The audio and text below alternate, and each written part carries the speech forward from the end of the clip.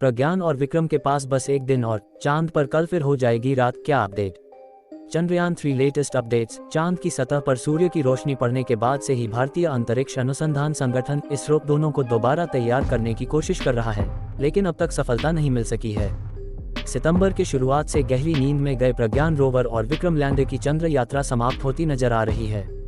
दरअसल चंद्रयान-3 लैंडिंग के बाद चांद पर दूसरी बार रात का सामना करने वाला है। वहीं भारतीय अंतरिक्ष अनुसंधान संगठन यानी इसरो की चंद्रयान-3 के इन दो हिस्सों को जगाने की तमाम कोशिशें अब तक नाकाम रही हैं। 2 अक्टूबर को प्रज्ञान और विक्रम स्लीप मोड में चले गए थे। दरअसल धरती के 14 दिनों के बराबर चांद पर एक दिन होता है। अब चांद की सतह पर सूर्य की रोशनी पड़ने के बाद से ही इसरो दोनों को दोबारा तैयार करने की कोशिश कर रहा है, लेकिन अब तक सफलता नहीं मिल सकी है। हालांकि स्पेस एजेंसी ने पहले ही साफ कर दिया है कि अगर लैंडर और रोवर दोबारा काम नहीं करते हैं तो भी मिशन सफल माना जाएगा। जिस जगह पर चंद्रयान-3 ने लैंडिंग की थी उसे भारत ने शिव शक्ति पॉइंट नाम दिया था।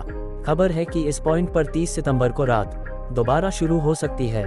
ऐसे में पहली ही रात के बाद नहीं जागे प्रज्ञान और विक्रम के सामने दूसरी रात का सामना करना बड़ी चुनौती चंद्रयान होगी। राहत की बात है कि 23 अगस्त को लैंडिंग के बाद चंद्रयान पहले ही धरती पर काफी अहम डेटा भेज चुका है। चुनौतियां क्यों? चांद पर रात के दौरान काफी तेज ठंड और घनघोर अंधेरा हो जाता है। माना जाता है कि चांद पर रात में पारा -180 डिग्री सेल्सियस तक पहुंच जाता है। अब विक्रम और प्रज्ञान को काम करने के लिए सौर ऊर्जा की जरूरत होती है। खास बात है कि विक्रम और प्रज्ञान को धरती पर लौटने के लिए तैयार नहीं किया गया है। इसरो ने कहा था कि अगर रात के बाद दोनों दोबारा काम करने लगते हैं तो ये बोनस होगा। इसरो ने जताई थी उम्मीद। इसरो का मानना था कि विक्रम और प्रज्ञान चांद की रात का सामना कर सकते हैं। एक मीडिया रिपोर्ट के अनुसार स्पेस एजेंसी के एक अधिकारी ने कहा था, अगर यह चांद पर एक रात गुजारने में सफल हो जाता है तो यह आगे की कई रातों का सामना कर सकता है।